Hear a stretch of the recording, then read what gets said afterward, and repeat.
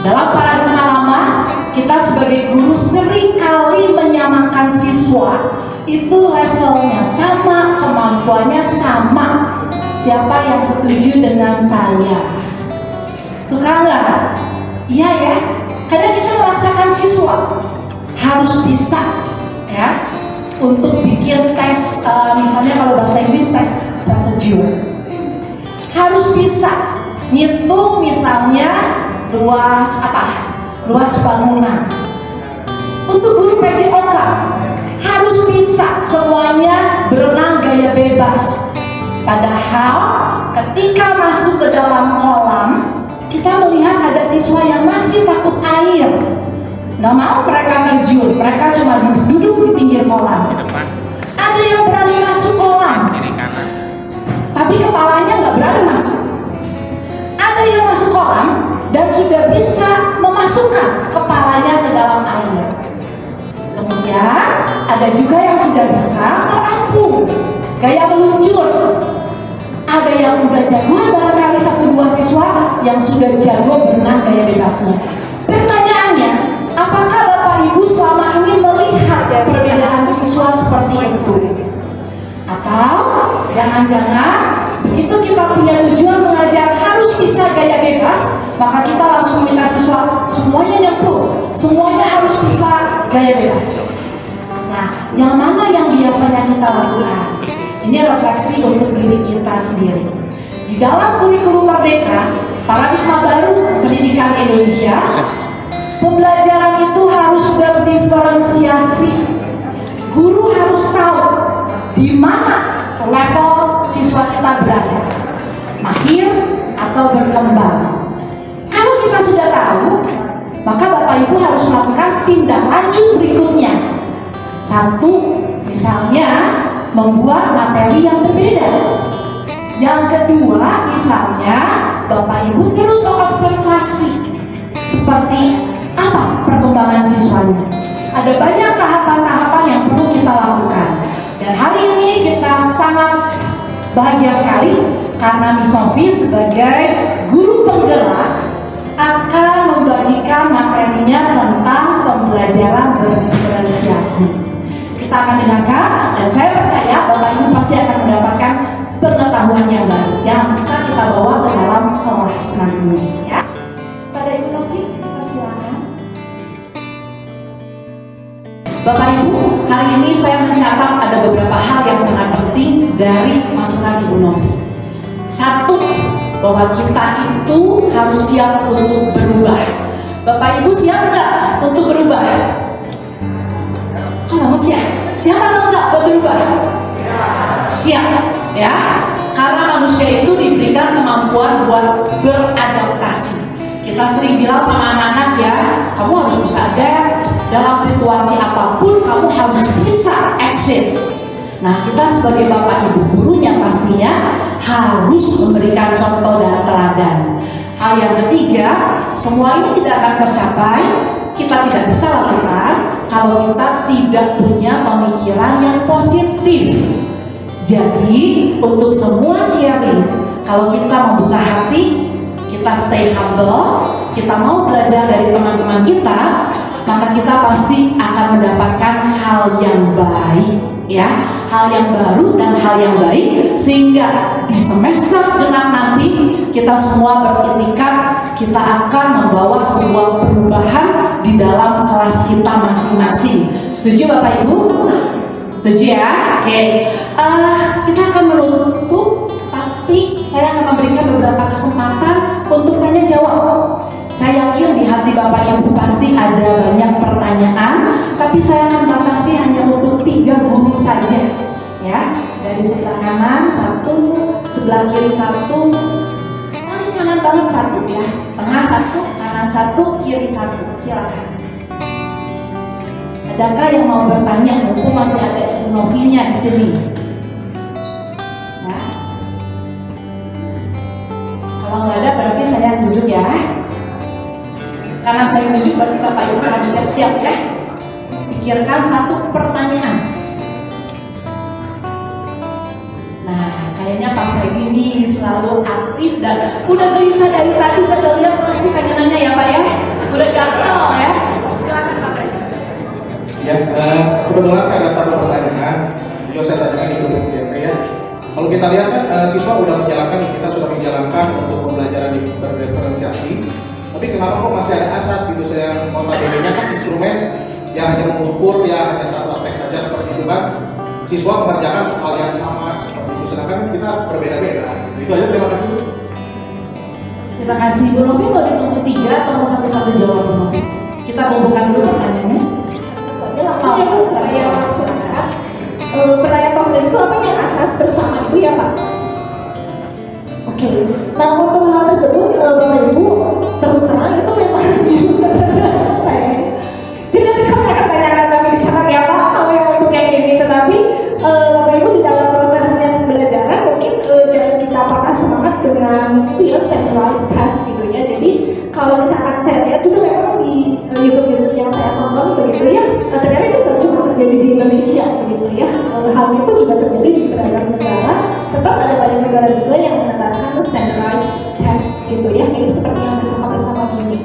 Nah mungkin itu sih nanti tetap kami akan catat untuk ditanyakan begitu Pak. Tetapi yang penting adalah semangat kita tetap untuk anak-anak gitu ya. Itu aja sih mungkin.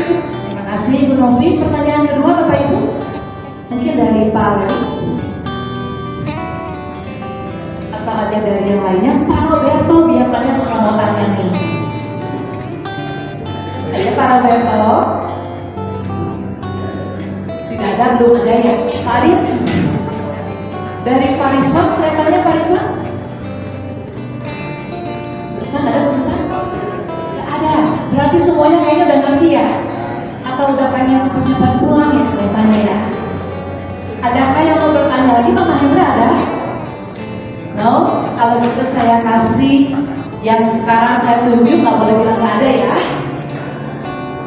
Nanya satu pertanyaan, Pak Yonas.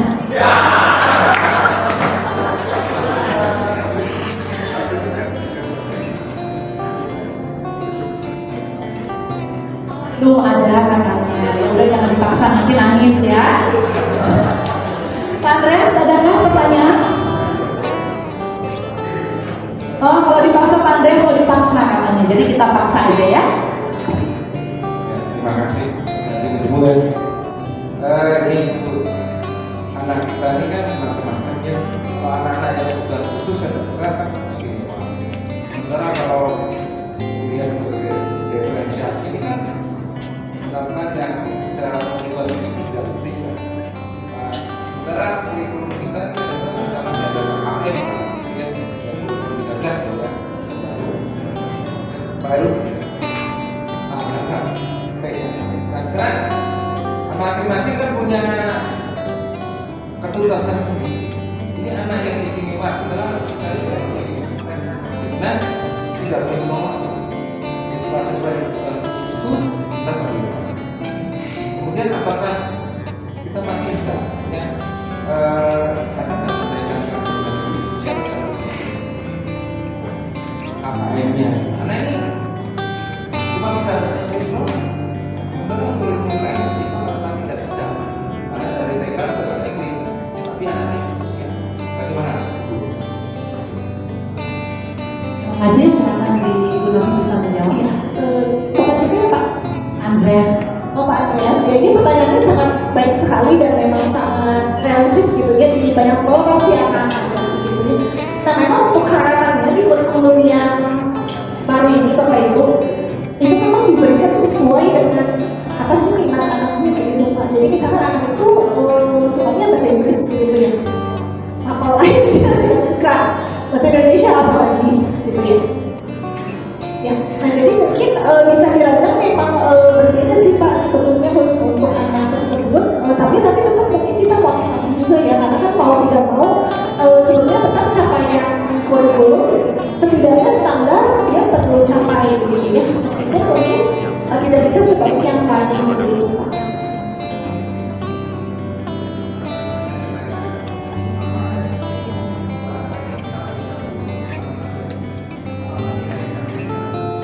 Kita berikan itu Pak apa sih penguatan begitu oleh gurunya untuk dia bisa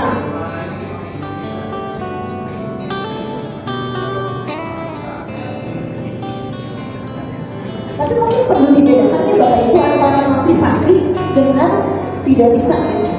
Kalau motivasi, maka kita perlu meningkatkan motivasinya. Jadi kadang ada anak-anak kan yang begini yang dia bukan nggak bisa, sebetulnya cuma nggak mau aja karena mungkin problematika keluarga, problematika sosial dan lain sebagainya gitu. Nah kalau yang seperti itu tetap dia perlu mencapai yang standar minimal, berbeda dengan mungkin yang berkebutuhan khusus. Kali ini apakah hasil psikotesnya berkebutuhan khusus Pak?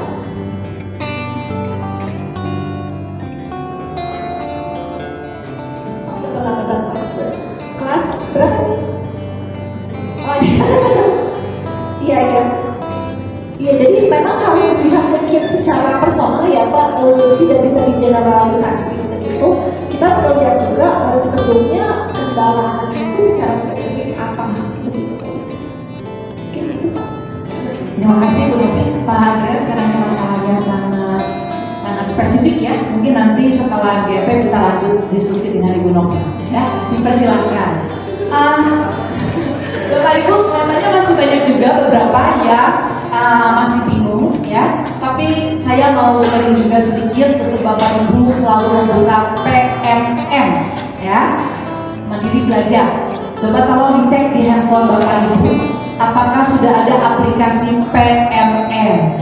Nah, guru-guru BPK 100% harusnya sudah buka PMM itu dan mulai mengerjakan untuk yang pelatihan mandiri. Bapak Ibu akan lihat materinya sangat bagus-bagus dan Bapak Ibu bisa belajar tentang proyek Pancasila, asesmen diagnostik kenapa penting, dan bentuk asesmen seperti apa, semuanya ada di dalam PMM. Ya, dan kita harapkan tahun depan lebih banyak guru-guru kita yang sudah melakukan aksi nyata ya dari PMM itu, bukan cuma Ibu Novi atau mungkin Pak Roberto yang sudah pernah dapat satu sertifikat satu ya.